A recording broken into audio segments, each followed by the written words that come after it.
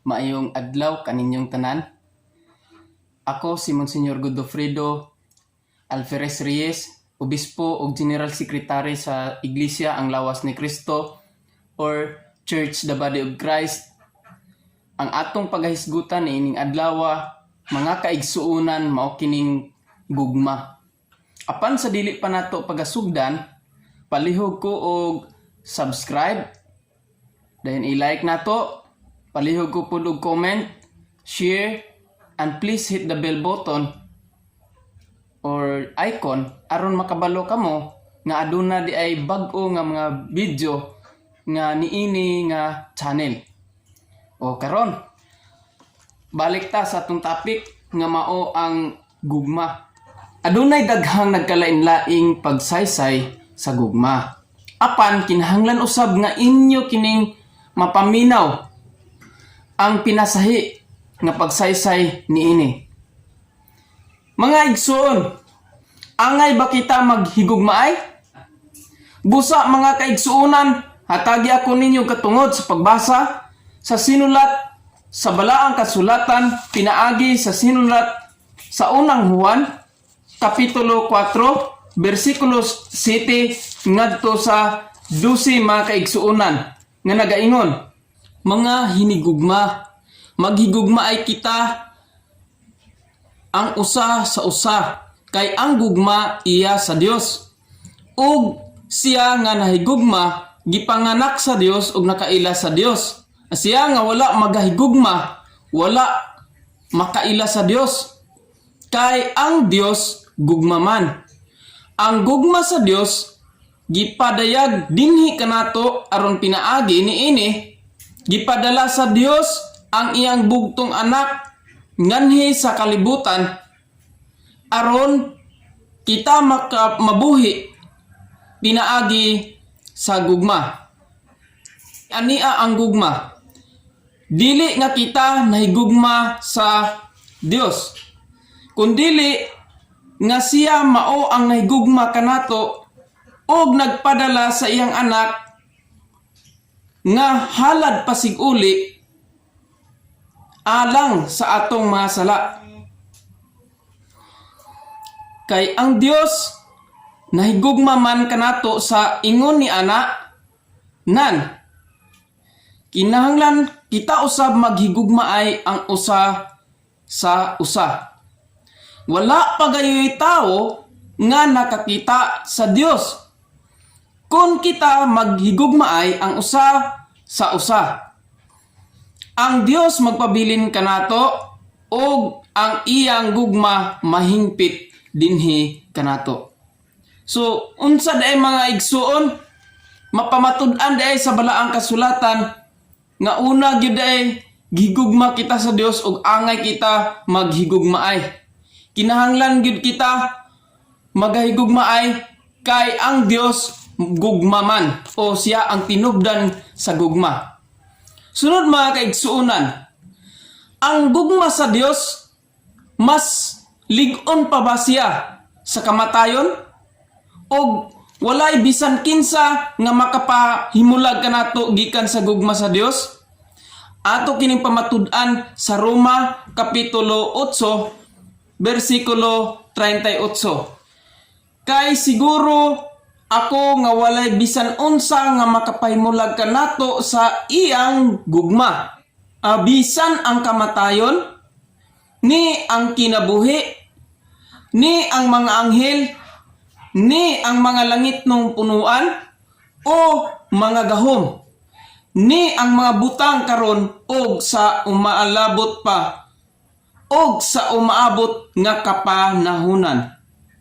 Bisan ang kalibutan sa itaas o sa ilalom, wala gayoy bisan unsa sa mga binuhat nga makapahimulag kanato sa gugma sa Dios nga naato pinaagi sa atong Ginoong Hesukristo.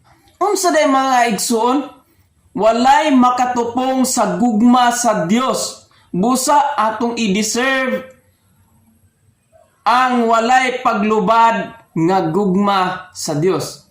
Labot pa mga igsuon, ang gugma sa Dios nagpaila ka nato sa gugma nga walay paglubad. Ato kanang mabasa sa Jeremias kapitulo 31 versikulo 3 nga nagaingon, nagpakita ako kanila didto sa halayo. Mga Israelita, gigugma ko kamo kanunay, busa gipadayon ko pagpaila kaninyo ang gugma kong walay paglubad. So, busa mga kaigsuunan, atong hinumduman gayod nga gigugma kita sa Dios sa kanunay ug nagpaila siya sa iyang gugma nga walay paglubad. Ato usab nga timan-an mga igsuon nga ang gugma sa Dios sacrificial. Ato mabasa sa sinulat sa Juan kapitulo 3 versikulo 16 nga nagaingon, kay gigugma pag-ayo sa Dios ang kalibutan, ug tungod niini gihatag niya ang iyang bugtong anak, aron ang tanan nga motuo kaniya dili mamatay, kundili makabaton hinuon sa kinabuhing dayon. So, unsa di ay mga kaigsuunan, gipamatud-an sa Dios alang kanato mga igsuon nga tungod di ay sa iyang dakong gugma, bisan ang iyang bugtong anak iyang gipadala aron kita makabaton og kaluwasan. Busa unsa pa may atong bugti niini mga kaigsuonan aron kita makabaton sa kinabuhi nga walay katapusan. Di ba higugmaon nato ang Dios? Di ba ang higugmaon usab nato siya? Apan ang pangutana na usab mga kaigsuonan, aduna ba'y kinutuban ang gugma sa Dios? Atong basahon ang sinulat sa Salmo kapitulo 136 versikulo 1. Kini nagaingon, o pasalamati ang Ginoo kay maayo siya. Ang iyang gugma mulungtad hangtod sa walay katapusan. Unsa di ay mga kaigsuunan? Klaro di ay nga ang iyang kaluoy o gugma walay kinutuban. Ug busa kung kita usab kun mahigugma, kinaahanglan forever gayod. Ang pangutana na usab, giunsa pagpanghimatuod sa kasulatan kabahin ining gugma, mga igsuon. Ang mga pamatuod sa balang kasulatan mabasa nato sa 1 Korinto kapitulo 13 versikulo 4 ngadto sa 7 mga kaigsuonan. Ang gugma mapailubon og maluluyon. Ang gugma dili masinahon, nitig pasikat o garbuso. Ang gugma dili bastos o hakog o sukanon. Ang gugma dili madinumtanon. Ang gugma dili malipay sa dautan, kundili sa kamatuoran. Ang gugma mapailubon, matinuohon, malaumon o mulahotay gayud. So mao kana mga kaigsuonan ang ginaingon sa kasulatan. Unsa daay giingon mga kaigsuonan sa kasulatan? Ang tinuod nga nahigugma makabalo di ay mupailob. Kabalo maluoy, dili angay dali masina, dili hambog o tigpasikat, dili mapagarbuhon o mapahitason sa iyang ugalingon, dili bastos o dili maghinakog, dili dali usab masuko o dili gayod magdumot. Mubadlong kung naay magbuhat og dautan. Mutug-an usab sa tinuod kung unsay tinuod nga nahitabo. Mutuo, mulaom og naadjud ang paglahutay. Mao kana ang tinuod nga gugma. Ang pangutana na usab mga igsuon, kun mapugnan ba o mawad-an ba og bili ang gugma? So atong pamatud-an kini sa awit ni Solomon, kapitulo 8, versikulo 7, mga kaigsuonan. Nagaingon, dili kini mapalong bisag unsa kadaghan sa tubig nga ibubo niini. So bisag unsang pagsulay.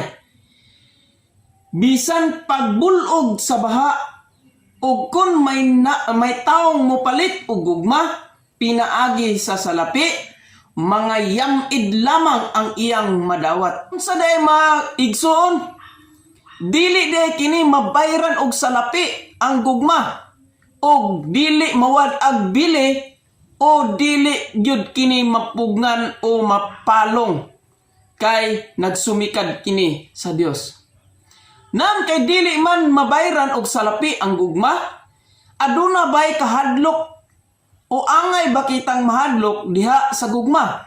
Mga kaigsuonan, atong mapamatud-an kini sa 1 Juan kapitulo 4 versikulo 18 nga nagakanayon, walay kahadlok diha sa gugma. Ang gugmang hingpit magwagtang sa tanang kahadlok. Busa, kung mahadlok gihapon ang tao, wala pa mahingpit ang iyang gugma, kay ang kahadlok may kalabutan man sa silot. Nan mga kaigsuunan, kay tungod sa gugma dili ta arang o angay mahadlok, ang pangutana, patukuranan ba sa balaod ang gugma? Mga igsuon, atong susihon ang sinulat sa Mateo kapitulo 22 versikulo 37 ngadto sa 40 nga nag-ingon mga kaigsuonan. Si Jesus mitubag, higugmaa ang Ginoo nga imong Dios sa tibuok mong kasing-kasing, sa tibuok mong kalag, ug sa tibuok mong hunahuna. Kini ang labing dako ug ang labing importanteng sugo. Ang ikaduha nga labing importanteng sugo sama sa una. Higugmaa ang imong isig katao sama sa imong kaugalingon. Nagasukad kining duha sa sugo sa tibuok balaod ni Moises ug ang mga pagtulun-an sa mga propeta. Ilang naglangkob ang maong tima, ang tima kabahin sa gugma.